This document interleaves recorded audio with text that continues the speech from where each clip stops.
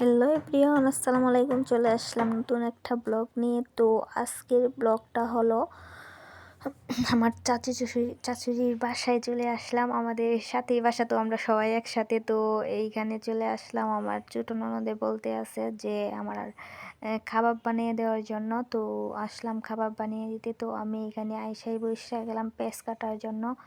ও অনেক কিছু রেডি করে রাখছে। তো পেঁয়াজ কাঁচামরিচ আমি কাটতে আসি। ও রেডি করেছি চুলার ডাল, মুরগির মাংস, আলু সিদ্ধ, এইগুলা একসাথে।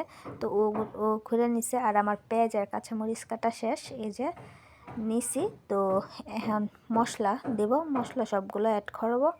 তো এইখানে এই যে মশলা তুলতে আসি। এইখানে অনেক ক্যামেরার বাহিরে অনেক মানুষ, তো ওরা অনেক কথা বলতে আছে, আমিও কথা বলতে আছি, হাসতে আছি। ওরা বলতেছে কি আমরা কি বয়স চলে যাবো? আমি কেন না, আমি তো ওই বয়স তো দিব না, মানে মজা করতে আছি। এই তো আদা রসুন বাটা দিয়ে দিলাম। মশলা সবগুলা তোলা হয়ে গেল। মরিচের গুঁড়া, হলুদের গুঁড়া, লবণ দেওয়া শেষ। তারপরে ভালো করে এইগুলোকে মাখায় নিতে হইব। মাখানোর পরে এই যে মাখায় নিতেছি ভালো করে। পেঁয়াজগুলো তো মানে ফলা পেঁয়াজগুলো এটিরে ভালো করে ছুটাইতে হইব একসাথে, তো তাহে তো এটা ভালো করে কেসলায় ছুটাইতে হইব। তো আমি আবার ওই পাশ দিয়ে একটা ডিম ভেঙে দিলাম, তারপর পাঠাইলাম। ডিমটা পাঠায় আমি হাত দিয়েই পাঠাইয়া দিলাম। তো ওরা চামিচ দিতে চাইছিলাম কি না, হাত দিয়ে আঙ্গুল দিয়ে আরও সুন্দর হইব। তো আমি হাত দিয়ে দিছি। তো ভালো করে দেখেন অনেক সুন্দর করে হইতে আছে। চামিচের আঙ্গুল ব্যবহার করো, মানে চামিচ ওইটা সেটা নেওয়া আবার জিনিস অনেক মারা লাগানোর থেকে হাত দিয়েই করি, হাতেই দইব, সব কিছু হাতেই করা হইতেছে। তো এইখানে আবার আমি গোল শেপ দিতে আছি। এইটারে গোল শেপ দিয়ে এটা ডিমের মধ্যে ভিজানো হইব।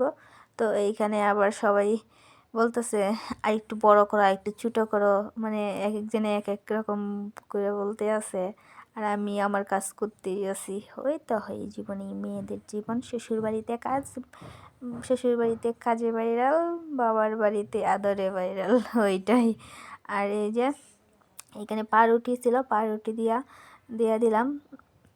তো পাউরুটি আপনারা পাউরুটি না দিলেও মুড়ি গুঁড়া করে ওটা দিয়ে দিতে পারেন। তো পাউরুটিগুলো সুন্দর করে অ্যাড হয় নাই, এটা লাগে নাই। আমি ডিমে চুবাইয়া নিছি ফার্স্ট টাইম। তো বড়াগুলা ডিমে চুবাইয়া তারপরে পাউরুটির মধ্যে ওইগুলারে মাখায়া তারপরে তেলের মধ্যে দিছি। তো ওই যে আবারও পরে আমি পরবর্তীতে আবার মুড়ি গুঁড়া করে নিলাম, মুড়ি গুঁড়া করে তারপরে দিলাম।